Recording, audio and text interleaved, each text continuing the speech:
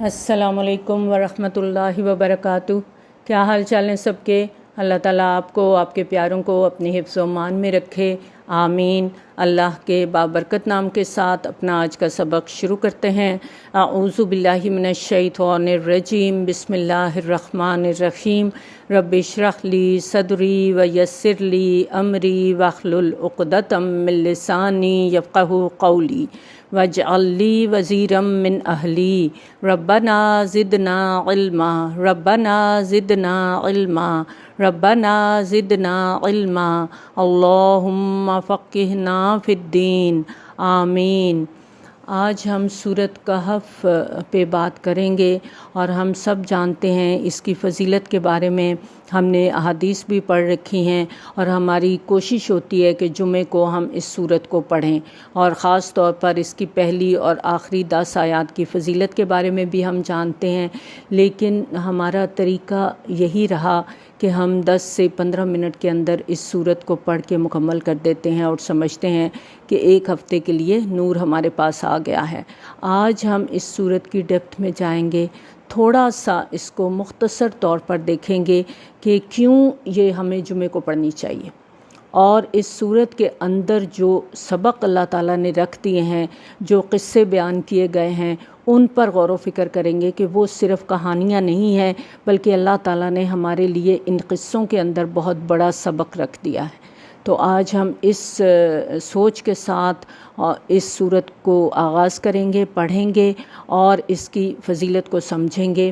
اور اس سورت کی ابتدائی 10 آیات اور آخری 10 آیات کی فضیلت احادیث میں اس طرح بیان ہوئی ہے کہ جو شخص ان کو یاد کرے گا اور پڑھے گا وہ فتنہ دجال سے محفوظ رہے گا۔ اور اس سورت کی فضیلت کے بارے میں مستدرک حاکم کی ایک روایت ہے کہ جو شخص اس کی تلاوت جمعے کے دن کرے گا تو آئندہ جمعہ تک اس کے لیے ایک خاص نور کی روشنی رہے گی۔ اس کے پڑھنے سے گھر میں سکینت اور برکت ہوتی ہے۔ ایک مرتبہ ایک صحابی رضی اللہ تعالیٰ عنہ سورت کہف پڑھ رہے تھے، اور گھر میں ایک جانور بھی تھا، وہ بدکنا شروع ہو گیا۔ انہوں نے غور سے دیکھا کہ یہ کیا بات ہے، یہ جانور کیوں بدک رہا ہے؟ تو انہیں ایک بادل نظر آیا جس نے انہیں ڈھانپ رکھا تھا۔ صحابی نے اس واقعے کا ذکر نبی صلی اللہ علیہ وآلہ وسلم سے کیا تو نبی صلی اللہ علیہ وآلہ وسلم نے فرمایا، اسے پڑھا کرو، قرآن پڑھتے وقت سکینت نازل ہوتی ہے۔ لیکن افسوس کی بات یہ ہے کہ ہمارے گھروں میں قرآن کی آواز تو کم ہی گونجتی ہے، بلکہ نہ ہونے کے برابر رہ گئی ہے، کیونکہ اس کی جگہ اب اور بہت سی آوازوں نے لے لی ہے۔ اور پھر ہم کہتے ہیں کیا کریں، گھر میں برکت نہیں، آپس میں سلوک نہیں رہا، کوئی خوشی نہیں، کوئی محبت نہیں۔ یاد رکھیں، جب ہم سکینت اترنے والی چیزیں ہی چھوڑ دیں گے تو رحمتیں اور برکتیں کہاں سے آئیں گی؟ ہم رحمت کے فرشتوں کو داخل ہی نہیں ہونے دیتے، ہم نے اور ہی شغل اپنا لیے ہیں اپنے، تو پھر برکتیں کہاں سے آئیں گی؟ جب ہم ایسے کام ہی نہیں کریں گے کہ جس سے برکتیں آئیں، اللہ کی رحمت آئے، ہماری طرف متوجہ ہو، پھر ہم شکوہ کس بات کا کریں؟ یاد رکھیں، جب تک ہم خود نہیں بدلیں گے دوسری چیزیں کبھی بدل نہیں سکتی۔ اور جمعے کے دن اس کی تلاوت امت مسلمہ میں ایک عام طریقہ رہی ہے۔ اسی طرح حضرت عبداللہ بن عمر رضی اللہ تعالیٰ عنہ کی ایک اور روایت میں آتا ہے کہ نبی صلی اللہ علیہ وآلہ وسلم نے فرمایا، جو شخص جمعے کے دن سورۃ کہف کی تلاوت کرے گا اسے اس کے پاؤں کے تلووں سے لے کر آسمان کی بلندی تک نور ملے گا، جو قیامت کے دن اسے خوب روشنی پہنچائے گا۔ اور یہ ہم سب جانتے ہیں کہ قیامت کے دن ہر شخص کا نور اس کے ساتھ ہوگا، جتنے جتنے نیک عمل ہوں گے اسی کے مطابق نور نصیب ہوگا۔ تو ان خوش نصیبوں میں وہ لوگ بھی ہوں گے جو باقاعدگی کے ساتھ جمعے کے دن اس سورت کی تلاوت کرتے ہیں۔ حضرت ابو سعید خدری رضی اللہ تعالیٰ عنہ بیان کرتے ہیں کہ نبی صلی اللہ علیہ وآلہ وسلم نے فرمایا، جس نے سورۃ کہف کی تلاوت کی اس کے لیے اس کے مکان سے لے کر مکہ تک نور ہی نور پیدا کر دیا جائے گا۔ یہ مسافتیں صرف اس لیے بتائی گئیں تاکہ انسان بہتر طور پر تصور کر سکے کہ اس سورت کے پڑھنے سے کتنا نور اس کو نصیب ہوگا۔ اور ایک اور روایت میں آتا ہے کہ جس شخص نے سورۃ کہف اس طرح پڑھی جس طرح نازل ہوئی ہے اس کے لیے قیامت کے دن نور ہی نور ہوگا۔ ایک اور روایت میں آتا ہے کہ جس نے جمعے کے دن سورۃ کہف پڑھی تو 8 دنوں تک ہر قسم کے فتنوں سے محفوظ رہے گا، اگر اس عرصے میں دجال بھی آ جائے تو اس کے فتنے سے بھی بچا لیا جائے گا۔ اسی طرح کچھ روایات میں 10 دن کے گناہ معاف ہونے کا ذکر ملتا ہے۔ اسی طرح ایک اور روایت میں آتا ہے کہ نبی صلی اللہ علیہ وآلہ وسلم نے فرمایا، جس گھر میں رات کو سورۃ کہف تلاوت کی گئی، اس گھر میں اس رات شیطان داخل نہیں ہوتا، یعنی شیطان کا داخلہ بند ہو جاتا ہے، اور اس کے پڑھنے والا دجال کے فتنے سے محفوظ رہے گا۔ دجال کسے کہتے ہیں، اس کو سمجھنے کی ضرورت ہے۔ دجال کا مطلب ہے جال ساز، ملمہ ساز۔ دجل کہتے ہیں کسی نقلی چیز پر سونے کا پانی چڑھا دینا۔ دجال کے ظاہر اور باطن میں فرق ہوتا ہے۔ ہر کذاب دجال ہے۔ حضرت ابو العباس رضی اللہ تعالیٰ عنہ روایت کرتے ہیں کہ نبی صلی اللہ علیہ وآلہ وسلم نے فرمایا کہ دجال اس لیے کہا گیا کہ وہ لوگوں کو فریب میں ڈالے گا اور باطل کو خوشنما اور آراستہ کر کے پیش کرے گا۔ حذیفہ بن یمان رضی اللہ تعالیٰ عنہ کہتے ہیں دجال اس طرح نکلے گا کہ اس کے ساتھ آگ اور پانی ہوں گے، اور جس کو لوگ پانی سمجھیں گے وہ جلانے والی آگ ہوگی، اور جسے آگ سمجھیں گے وہ شیریں پانی ہوگا۔ یہ حدیث کا مفہوم ہے۔ ابو ہریرہ رضی اللہ تعالیٰ عنہ روایت کرتے ہیں کہ وہ جسے جنت بتائے گا وہ دراصل جہنم ہوگی۔ یہ بھی حدیث کا مفہوم ہے۔ آج آپ دیکھیں کہ دنیا کی چکا چوند نے انسان کو کتنے بڑے دھوکے میں ڈال دیا ہے۔ آج ہم سب جس رستے پر چل رہے ہیں، یہ رستہ ہمیں کتنا خوبصورت نظر آ رہا ہے کہ پوری زندگی مزے کرو، عیش کرو، گھر میں باہر۔ آپ دیکھیں ہر طرف میڈیا کا جال پھیلا ہوا ہے۔ چھوٹے چھوٹے بچوں کے پاس موبائل ہیں، وہ موبائل کے اندر کیا کچھ دیکھ رہے ہیں ماؤں کو پتہ بھی نہیں ہوتا، اور یہ فتنہ اس تیزی سے ہمیں اپنی لپیٹ میں لے رہا ہے کہ ہمیں شعور ہی نہیں ہے اس بات کا کہ ہم کتنی بڑی آگ کی طرف بڑھ رہے ہیں۔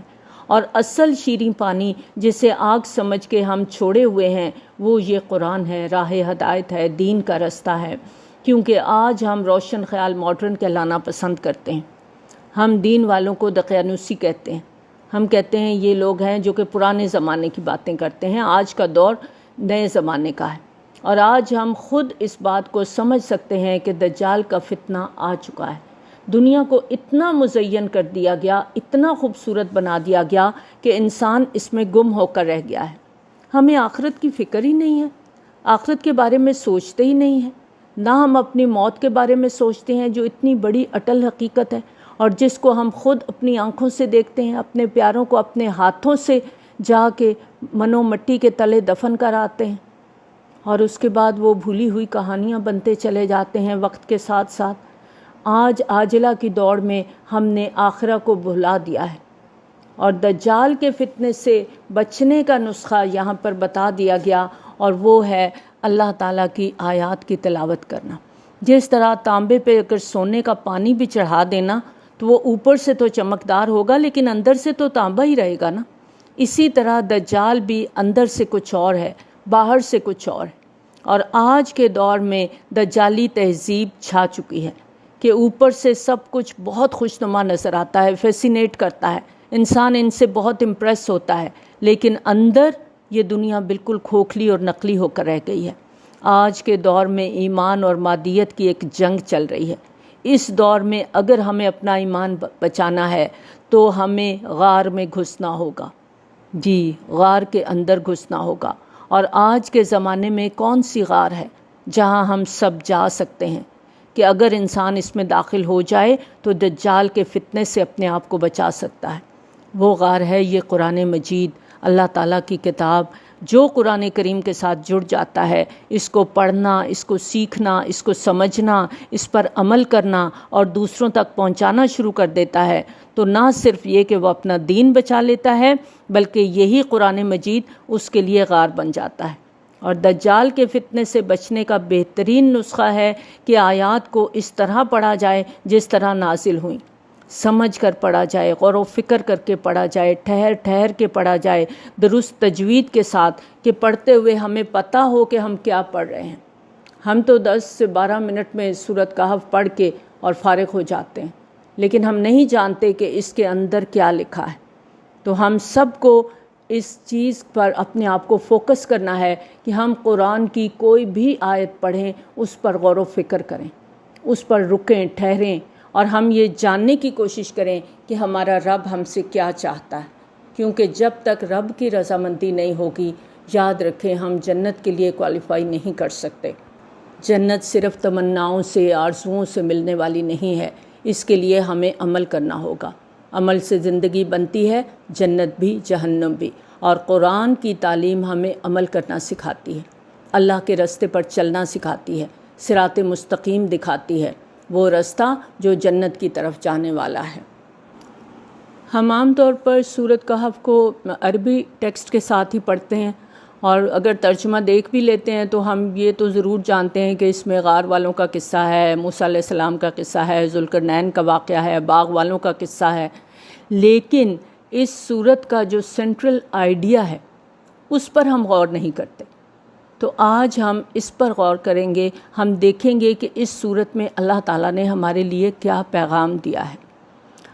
یہ دنیا، اللہ تعالیٰ اس دنیا کے اندر لوگوں کو 8 طرح کے حالات سے آزماتے ہیں، عزت بھی، ذلت بھی، صحت بھی، بیماری بھی، نفع بھی، نقصان بھی، خوشی بھی، غمی بھی، اور ہم میں سے ہر کوئی، میں، آپ، ہم سب ہر وقت ان میں سے کسی نہ کسی ایک حالت میں ہوتے ہیں۔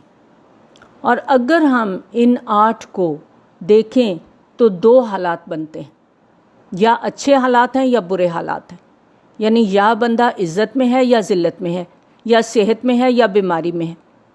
تو اللہ تعالیٰ ہمیں 2 حالات میں آزماتا ہے، اچھے حالات میں بھی، برے حالات میں بھی، اور اللہ تعالیٰ آزماتا ہے کہ میرا بندہ اچھے حالات میں شکر کرتا ہے یا نہیں، اور برے حالات میں صبر کرتا ہے کہ نہیں۔ تو اس طرح کیا ہوا کہ ہماری زندگی کے 2 پیپر ہیں، ایک شکر کا پیپر ہے، ایک صبر کا پیپر ہے۔ ہم نے جب اس پروگرام کا آغاز کیا تو آغاز میں ہم نے صبر اور شکر کے بارے میں پڑھا تھا، کیونکہ یہ دین کی بنیاد ہے۔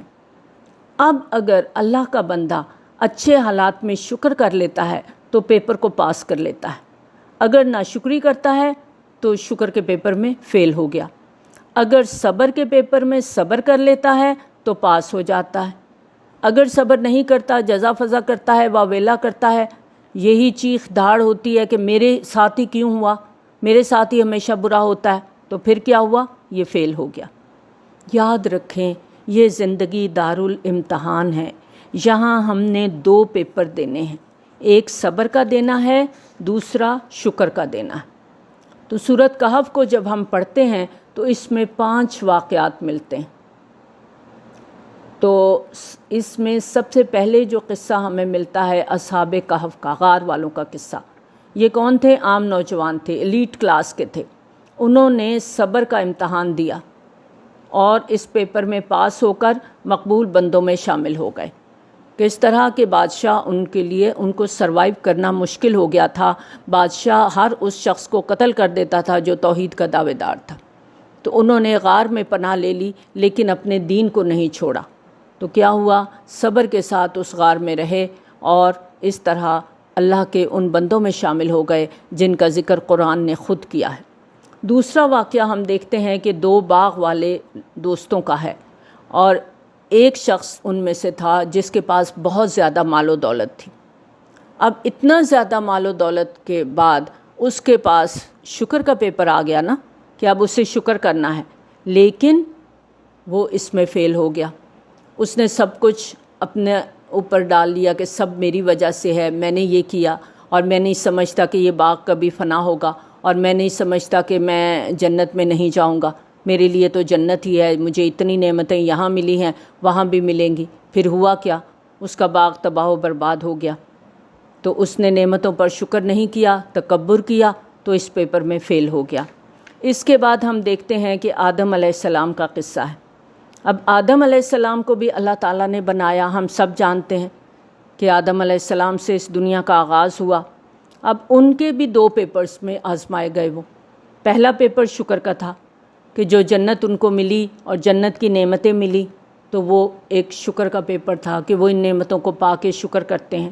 دوسرا پیپر ان کا صبر کا تھا کہ ایک درخت ہے، اس کا پھل کھانے سے ان کو منع کر دیا گیا، تو اس کے لیے صبر چاہیے تھا۔ اب شیطان نے یہاں پر ان کو کامیاب نہیں ہونے دیا، ایسا ہی ہے نا؟ تو پھر کیا ہوا کہ ان کو زمین پر بھیج دیا گیا۔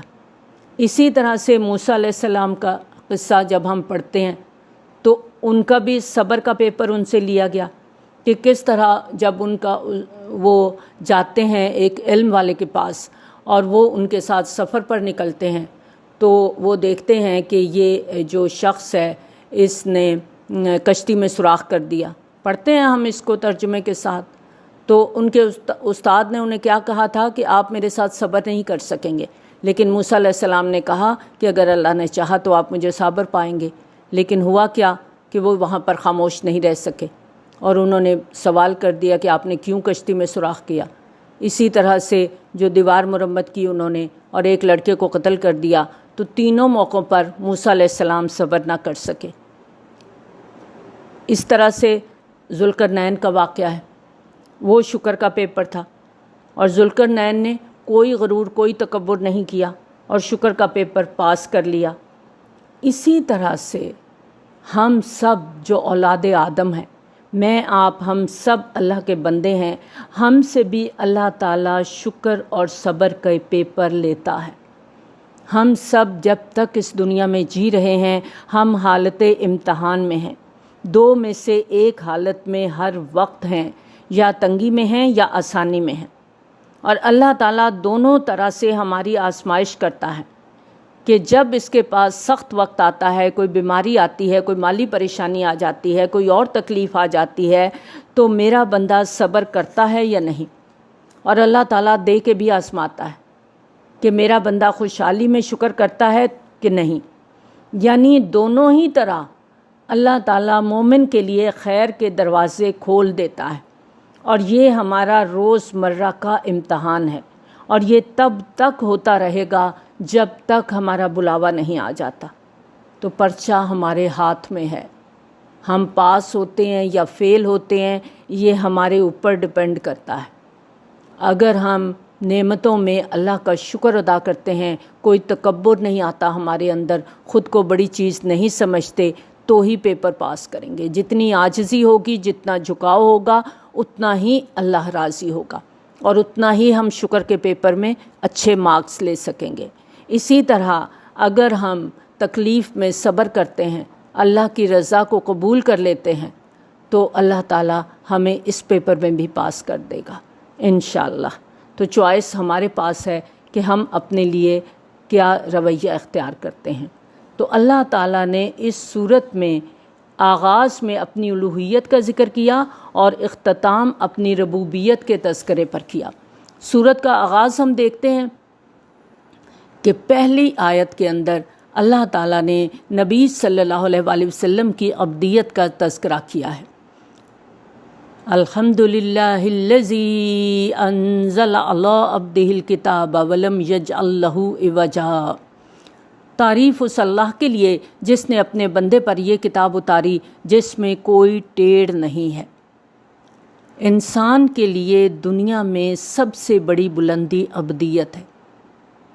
اور عبد کیا ہوتا ہے؟ غلامی، جھکاؤ، اللہ کا بندہ بن جانا، اللہ کا ہو جانا. تو اس کے لیے انسان ذکر کرتا ہے تاکہ اللہ کی محبت اس کے دل میں آئے.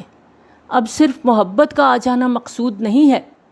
اگر محبت آ گئی ہے تو پھر جو محب ہے وہ ہمیشہ محبوب کو راضی کرنے کی فکر میں رہتا ہے کہ ایسا نہ ہو کہ میرا رب مجھ سے ناراض ہو جائے. اللہ کی رضامندی سب سے بڑی نعمت ہے جو کوئی بھی انسان اس دنیا میں رہ کے پا سکتا ہے. اور اللہ کی رضا کیا ہے؟ اللہ کی تقدیر پہ راضی رہنا، اللہ کے فیصلوں پہ سر جھکا لینا. اللہ جو تو نے میرے لیے فیصلہ کیا ہے مجھے قبول ہے، کوئی جزا فضا نہیں، کوئی واویلا نہیں. اگر اللہ اچھے حالات بھیجتا ہے تو شکر کرنا، اگر برے حالات کا شکار ہو جائیں تو صبر کرنا. اور جب بندے کو یہ مقام رضا حاصل ہو جاتا ہے تو پھر اس کو مقام عبدیت حاصل ہوتا ہے. اور عبد کا لفظ اپنے حبیب صلی اللہ علیہ وآلہ وسلم کے لیے اللہ تعالیٰ نے استعمال کیا ہے. اور مفسرین کہتے ہیں کہ عبد وہ ہوتا ہے جس کو اپنے آقا کے سوا کچھ نظر نہیں آتا. کچھ مفسرین کہتے ہیں عبد وہ ہوتا ہے جو اپنے آقا سے کسی بات میں اختلاف نہیں کرتا. ہر بات میں راضی رہتا ہے، ہر حال میں راضی رہتا ہے، کوئی گلہ شکوہ نہیں کرتا۔ اب یہاں ہم سب کو خود اپنے آپ کو دیکھنا ہے کہ کیا میں عبد ہوں؟ اللہ کی بندی بننا ہے، عبد کے دائرے میں آنا ہے، تو اللہ کے ہر فیصلے پر راضی رہنا سیکھنا ہے، اور پوری زندگی ایک ہی کوشش ہونی چاہیے کہ اللہ کی رضا کو پالیں۔ دیکھیں ہم بندوں کو راضی کرنے کے لیے کتنی ایفرٹ کرتے ہیں، کتنی کوشش کرتے ہیں، اس سے بہت کم کوشش کر کے ہم اللہ کی رضا کو پا سکتے ہیں۔ اپنے آپ کو ٹٹولیں، ذرا دیکھیں، کرتے ہیں ایسا کہ ہر وقت گلے شکوے ہی ہوتے ہیں کہ میرے ساتھ ہی زیادتی ہوتی ہے، میرے ساتھ ہی برا ہوتا ہے؟ ایسا نہیں ہے، جہاں تکلیف ہے وہاں راحت بھی ہے۔ ان مع العسر یسرا، اللہ نے تنگی کے ساتھ آسانی کہا ہے، یہ نہیں فرمایا کہ تنگی کے بعد آسانی ہے، تنگی کے ساتھ آسانی ہے۔ ان مع العسر یسرا، اس آیت کو یاد کریں، سٹک کریں، جہاں تنگی ہے وہاں آسانی ہے، جہاں آسانی ہے وہاں تنگی بھی ہو سکتی ہے۔ اور ہمارا رویہ یہ ہے کہ ہم تکلیف پہ واویلا مچاتے ہیں، بہت شور و غوغا کرتے ہیں، ادھر ادھر ہر ایک کے ساتھ رونے روتے رہتے ہیں، اور راحت ملے، سکون ملے، آرام ملے تو فار گرانٹیڈ لے لیتے ہیں۔ یہی وجہ ہے نا کہ نہ ہمارے اندر صبر کی کوالٹی آتی ہے، نہ شکر کی آتی ہے۔ تو یہ ہمارے امتحان ہیں، ان میں ہمیں پاس ہونا ہے، اور اس کے لیے یہ دونوں کوالٹیز ہمارے اندر آنی چاہیے۔ پھر آپ دیکھیں کہ اس سورت کا اختتام بھی بشریت پر کیا گیا، نبی صلی اللہ علیہ وآلہ وسلم کی بشریت کی بات کی گئی۔ آخری آیت میں آتا ہے قُلْ إِنَّمَا أَنَا بَشَرٌ مِثْلُكُمْ يُوحَىٰ إِلَيَّ أَنَّمَا إِلَٰهُكُمْ إِلَٰهٌ وَاحِدٌ۔ اے محمد صلی اللہ علیہ وآلہ وسلم کہہ دیجئے میں ایک انسان ہوں تم جیسا، میری طرف وحی کی جاتی ہے کہ تمہارا معبود بس ایک ہی معبود ہے۔ آج ہم جس دور میں ہیں، ایمان اور مادیت کی ایک جنگ چل رہی ہے۔ اب اس دور میں اگر ہمیں اپنا ایمان بچانا ہے تو پیچھے بھی ہم نے پڑھا کہ ہمیں غار میں گھسنا ہے، اور آج کے دور میں غار یہ قرآن مجید ہے۔ جو قرآن کریم کے ساتھ جڑ جاتا ہے، جو اس پر عمل کرتا ہے، وہ اپنا دین بھی بچا لیتا ہے، اور یہی قرآن اس کے لیے غار بن جاتا ہے، اس کے لیے ایک شیلٹر بن جاتا ہے۔ اب باغ والے واقعہ ہم اس صورت کے اندر پڑھتے ہیں، اور اس میں ہمیں کیا لیسن ملتا ہے کہ اللہ تعالیٰ کی نعمتوں کے حاصل ہونے پر ہرگز غرور نہ ہو، بلکہ اس حقیقت کا اقرار کرنا ہے کہ لا قوت الا باللہ، یعنی اللہ تعالیٰ کے سوا کوئی قوت والا نہیں ہے، کہ اللہ تعالیٰ چاہتا ہے تو ہمیں نعمت حاصل ہوتی ہے۔ اور اس صورت کا ہر واقعہ ہمیں ایک سبق سکھا رہا ہے کہ کس طرح ہم نے خود کو دجال کے فتنے سے بچانا ہے۔ اصحاب کہف کے قصے سے کیا سبق مل رہا ہے ہمیں؟ کہ ہم کو اپنے ایمان کی حفاظت کے لیے کسی نہ کسی غار میں پناہ لینی ہے، تاکہ ہم اپنا ایمان بچا لیں، دجال سے اپنے آپ کو بچا لیں، اور جہاں بھی ایمان کے جانے کا ڈر ہو وہاں غار میں پناہ لے لو۔ تو ہمیں اس قرآن کے ساتھ جڑنا ہے، یہ ہماری بہترین پناہ گاہ ہے۔ پھر دو باغ والوں کا قصہ، اس میں جو ہمیں سبق دیا گیا کہ اللہ تعالیٰ نے جو مال دیا اس کو اپنی طرف منسوب نہ کرو، جیسا کہ باغ والے نے کیا اور اللہ کی پکڑ میں آ گیا اور اس نعمت سے محروم کر دیا گیا۔ تو کیا کرنا ہے؟ اللہ کی نعمتوں پر شکر کرنا ہے۔ حضرت آدم علیہ السلام کے واقعے سے ہمیں سبق ملا کہ یہ دنیا ہمارے لیے دار اقامت ہے، اور اصل وطن ہمارا جنت ہے۔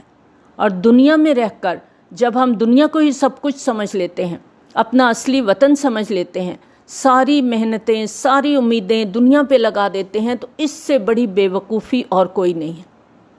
اور یہ شیطان کا بہت بڑا وار ہے کہ وہ ہمیں جھوٹی قسمیں کھا کھا کر اس نے ہمیں ہمارے اصل وطن سے نکالا۔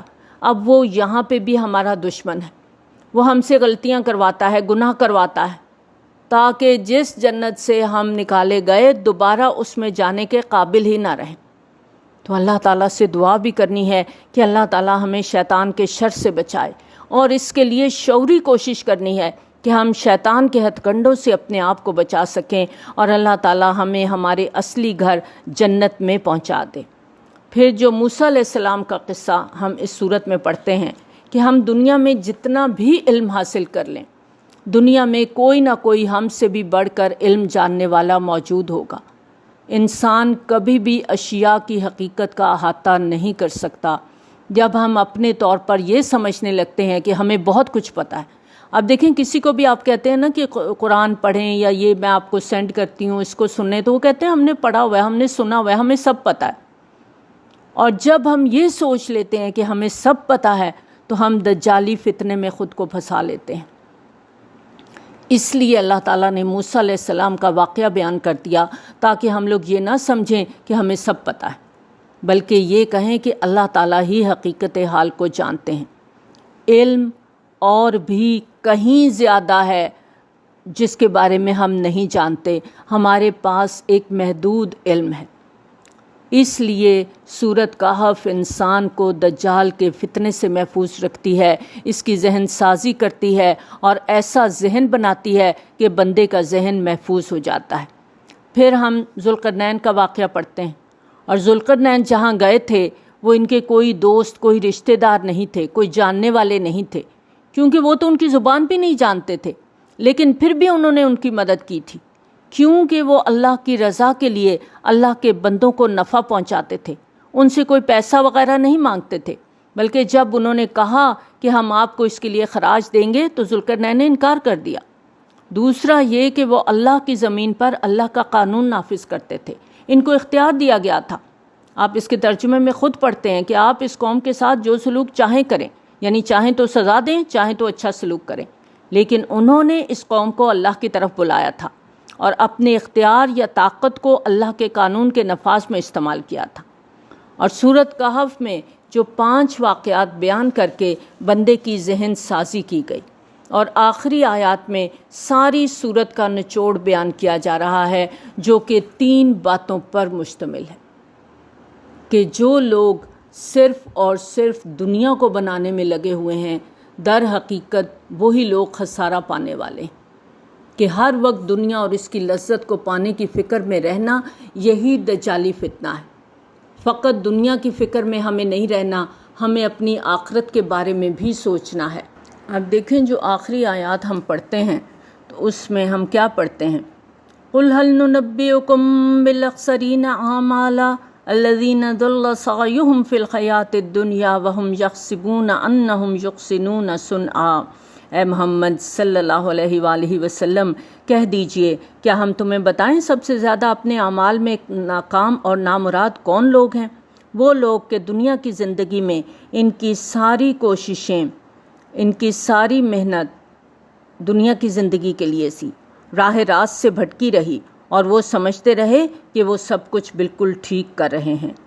انہم یحسنون صنعا، ان کا خیال تھا کہ ان کا ہر عمل بالکل ٹھیک ہے، وہ جو کچھ کر رہے ہیں بالکل ٹھیک کر رہے ہیں۔ اب آپ دیکھیں کہ ایک شخص جو بھی کام کرتا ہے، دن رات بھاگ دوڑ کرتا ہے، محنت کرتا ہے، لیکن آخرت میں اس کے عمل کا کوئی نتیجہ اس کے سامنے نہ آئے، اس کو کوئی جزا نہ ملے، تو ایسا شخص کام کرنے کے باوجود سخت خسارے میں ہے۔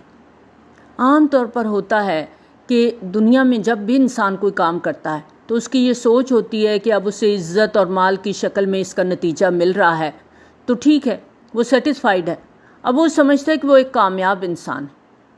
اور جب ہمیں دنیا میں کسی بھی قسم کی کامیابی ملتی ہے تو ہم اپنے آپ کو کامیاب سمجھتے ہیں، لیکن بات یہ ہے کہ ایک اللہ کا بنایا ہوا نقشہ ہے، ایک ہمارا اپنا اسکیچ ہے، تو کامیابی کا ہمارا جو معیار ہے وہ دنیا کی کامیابی ہے۔ ایسا ہی ہے نا کہ ہماری ایک اپنی سوچ ہے، دنیا کی کامیابی کو ہم بہت بڑی کامیابی، بہت بڑی اچیومنٹ سمجھتے ہیں، اور یہ ہماری خواہشات ہماری عقل پر مبنی ہیں۔ اور اگر ہم یہ سمجھتے ہیں کہ جو ہم نے اپنا اسکیچ بنایا ہوا ہے اس کے تحت ہم کامیاب ہو جائیں گے، تو یہ بہت بڑی غلط فہمی ہے، یہ خود کو دینے والا ایک بہت بڑا دھوکہ ہے، یہ خود فریبی ہے۔ تو ہم سب کو اس پر اپنے آپ کو دیکھنا پڑے گا، چیک کرنا پڑے گا اب دیکھیں کون ہیں وہ لوگ جو بڑے بڑے کام کر رہے ہیں اور سخت نقصان میں ہیں۔ ایک تو ہوتا ہے نا کہ کام ہی نہیں کر رہے، تو کام نہیں کر رہے تو نقصان اٹھا رہے ہیں، تو وہ بھی ایک بہت بڑا نقصان ہے۔ اور ایک کیا ہے کہ کام کر کے، محنت کر کے، تھک کے، زندگی میں ساری انرجی، ساری صلاحیتیں، سارے ٹیلنٹ لگا کے پھر بھی نقصان ہی نقصان ہے۔ اب دیکھیں دنیا میں ایک شخص ہے، وہ کاروبار کے لیے بہت محنت کرتا ہے اور اس کا کاروبار نقصان ہی نقصان میں جاتا ہے، تو ایسے شخص کی پریشانی آپ دیکھیں کس طرح ہوتی ہے، دیکھنے کے قابل ہوتی ہے کہ سارا سرمایہ، زندگی بھر کی پونجی اس نے لگا دی، سارا وقت لگا دیا، محنت لگا دی، اور ہوا کیا کہ بجائے فائدے کے نقصان ہی نقصان اس کی قسمت میں لکھا ہے۔ تو جو بھی اس کے بارے میں سنے گا کہ اس کا سارا سرمایہ ڈوب گیا، اس کا تو نقصان ہو گیا، تو یہی کہے گا نا انتہائی بدقسمت ہے بیچارہ کہ اس کی ساری محنت ضائع ہو گئی۔ تو دنیا میں ہم ایسے شخص کے بارے میں کتنے پریشان ہوتے ہیں، ہے نا؟ فیل کرتے ہیں کہ اس کے ساتھ تو بہت بیچارے کے ساتھ بری ہوئی، لیکن ہو سکتا ہے ایسا نہ ہو کہ آخرت کے دن کہیں ہم انہی لوگوں میں سے نہ ہوں کہ ہم کام بھی کر رہے ہیں، محنت بھی کر رہے ہیں، اور قیامت کے دن جب ہم اٹھیں تو کوئی بھی اجر ہمارے پاس نہ ہو۔ جو بھی دنیا میں ہم نے کام کیے تھے، کوئی اس کا اجر ہمیں نہ ملے، اور ہم دنیا میں سمجھے بیٹھے ہیں کہ ہم بہت اچھے کام کر رہے ہیں، اپنی کوششوں کو، اپنے کاموں پر بہت مطمئن ہیں، اپنی عبادات پر بہت مطمئن ہیں۔ ہم یہ سوچنے کو تیار ہی نہیں ہے کہ اس کے اندر کوئی غلطی ہو سکتی ہے۔ یاد رکھیں ہمیں سب سے زیادہ اپنے ساتھ مخلص ہونے کی ضرورت ہے۔ اپنے ساتھ اخلاص سے مراد یہ ہے کہ اپنی ساری ایفرٹ، ساری کوششوں کو ہم خود دیکھیں، جج کریں، اپنا جج خود بنیں، اپنی عدالت خود لگائیں، خود کو کٹہرے میں کھڑے کریں اور اپنے آپ سے سوال کریں، کیا میری ساری کوششیں، میری عبادات، میرے شب و روز کی مصروفیات اللہ کی مرضی سے ہو رہی ہیں، یا میری نیت درست ہے کہ نہیں؟ کیا یہ جو میں محنت کر رہی ہوں، کوشش کر رہی ہوں، اللہ کو بھی مطلوب ہے؟ کہیں ایسا نہ ہو کہ جب وہاں جائیں تو ہمیں کچھ بھی حاصل نہ ہو۔ پھر آپ دیکھیں اس کی جو آخری آیات ہیں، اس میں اللہ تعالیٰ فرماتا ہے قُلْ لَوْ كَانَ الْبَحْرُ مِدَادًا لِكَلِمَاتِ رَبِّي لَنَفِدَ الْبَحْرُ قَبْلَ أَن تَنفَدَ كَلِمَاتُ رَبِّي وَلَوْ جِئْنَا بِمِثْلِهِ مَدَدًا۔ اور اے محمد صلی اللہ علیہ وآلہ وسلم کہہ دیجئے، اگر سمندر میرے رب کی باتیں لکھنے کے لیے روشنائی بن جائیں تو وہ ختم ہو جائے گی، مگر میرے رب کی باتیں ختم نہیں ہوگی۔ اتنی ہی روشنائی اور بھی لے آئیں، یعنی 7 سمندر اور لے آئیں تو وہ بھی کفایت نہ کریں گے۔